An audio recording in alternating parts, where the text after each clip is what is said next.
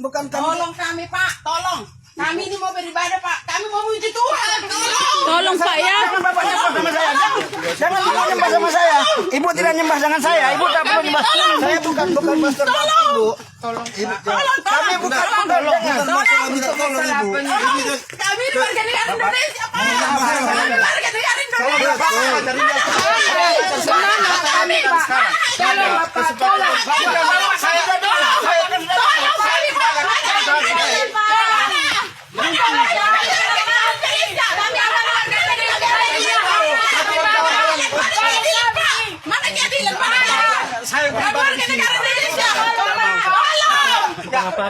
Viralkan semua ini.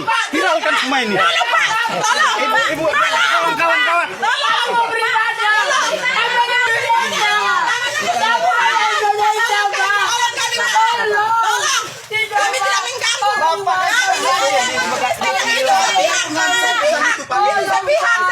Kami tidak ada Pak Bacaman. Kami tidak ada dunia itu. Kami ada tolong kami.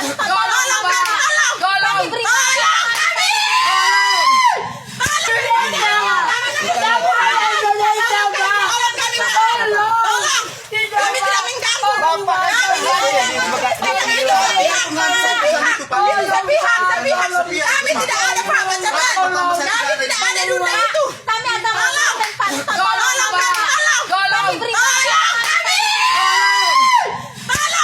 Tolong kami Pak Jokowi.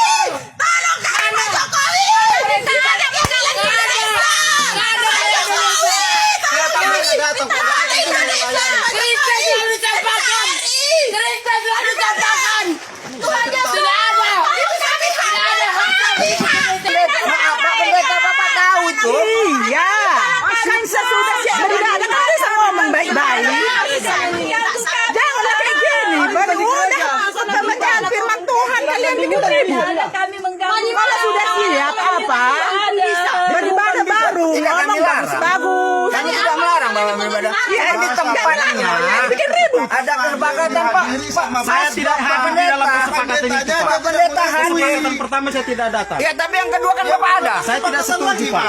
Saya nggak ada Kenapa tidak Bapak sampaikan ke sini? Saya Bapak sampaikan. Kenapa Bapak tidak sampaikan? Nggak ditanggapi, Pak. Siapa bilang?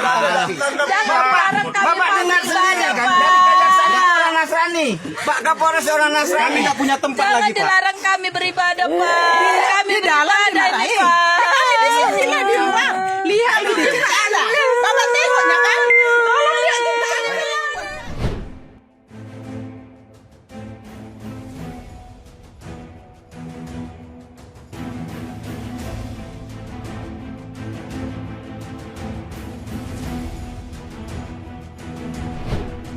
Halo sahabat Indonesia, kita bertemu kembali dalam Opini Rudi.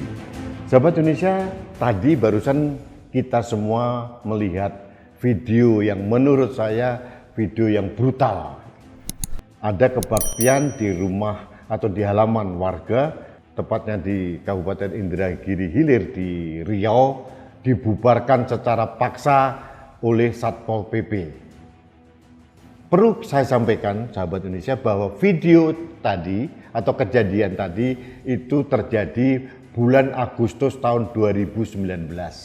Jadi ini video lama sebetulnya, tapi beredar akhir-akhir ini. Nah, saya perlu meluruskan saja bahwa ini bukan video baru, ini video lama tahun 2019, tepatnya bulan Agustus, kira-kira tanggal 24 dan sebagainya. Nah, tapi menurut saya ini cerminan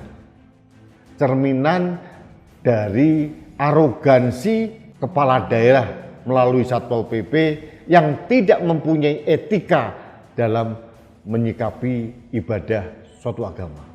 Logika saya nggak masuk. Ini ibadah di halaman rumah sendiri dibiarkan.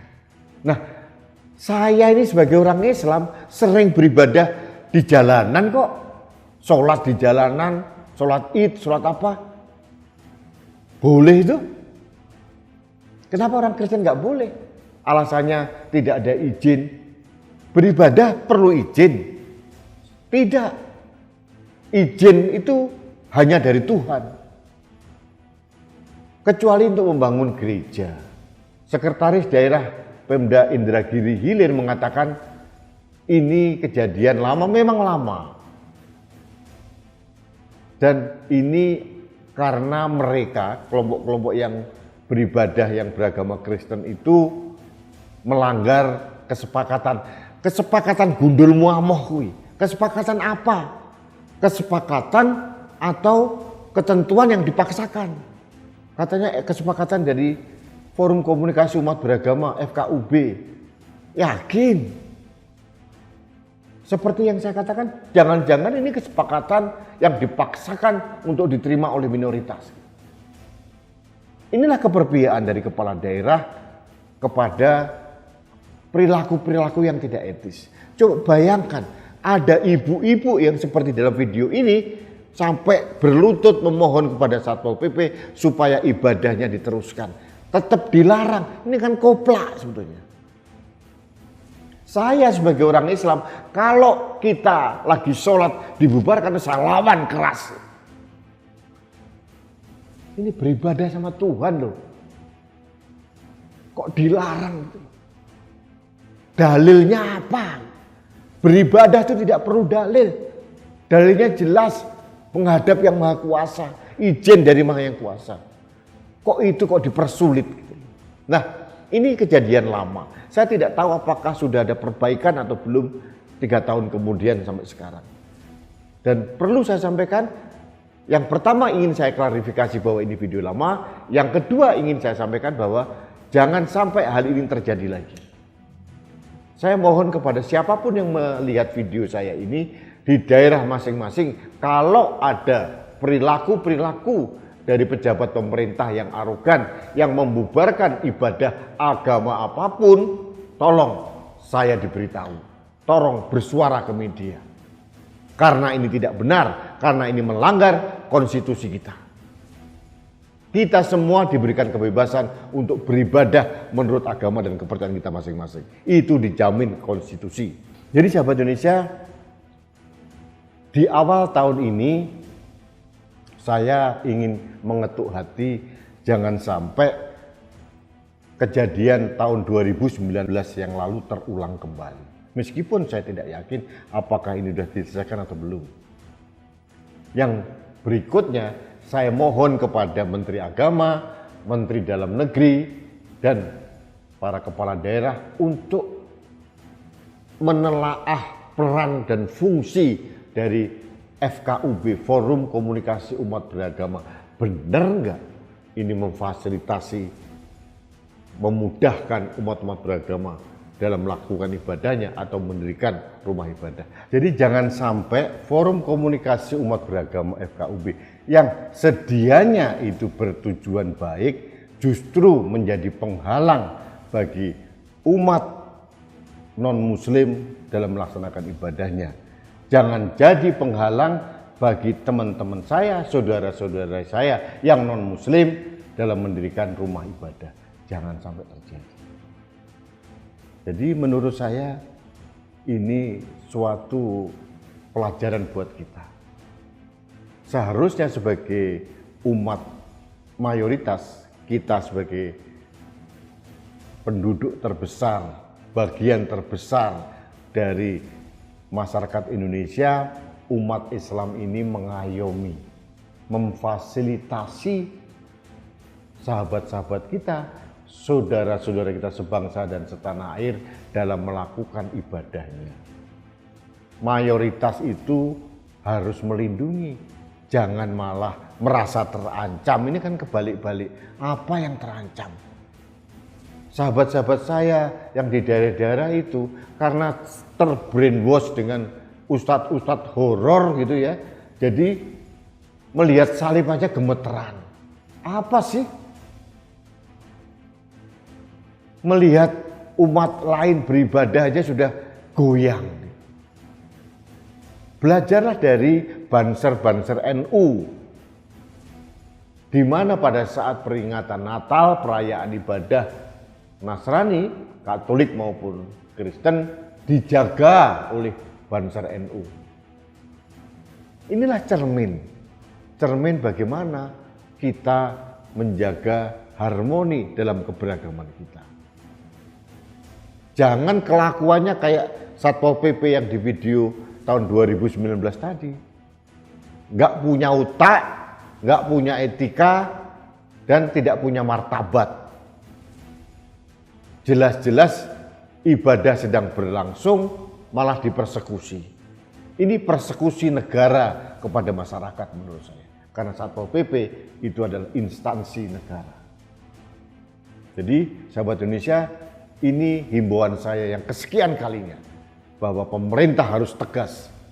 Jangan sampai ada kesan publik internasional bahwa ada pembatasan ibadah bagi teman-teman kita, saudara-saudara kita sebangsa dan setanah air yang kebetulan beragama bukan Islam dalam melaksanakan ibadahnya.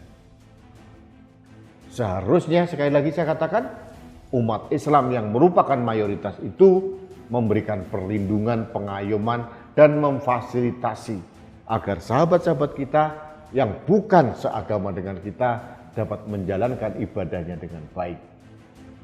Islam itu adalah rahmat bagi sekalian alam, rahmatan lil alamin. Bukan sekedar rahmat bagi orang Islam. Kehadiran Islam itu harus menjadi rahmat, menjadi berkah pada semua manusia di bumi ini, entah agamanya apapun. Marilah kita memaknai Islam dengan baik, Islam dengan benar, Islam yang teduh, Islam yang mendamaikan, Islam yang mengayomi, Islam yang melindungi. Bukan Islam yang keras, Islam yang pemarah, Islam yang posesif, Islam yang paranoid. Itu bukan Islam. Itu hanya Islam yang sengaja disesatkan oleh ustadz-ustadz horor. Itu yang harus kita cegah. Baik sahabat Indonesia, terima kasih Anda telah mengikuti Opini Rudy.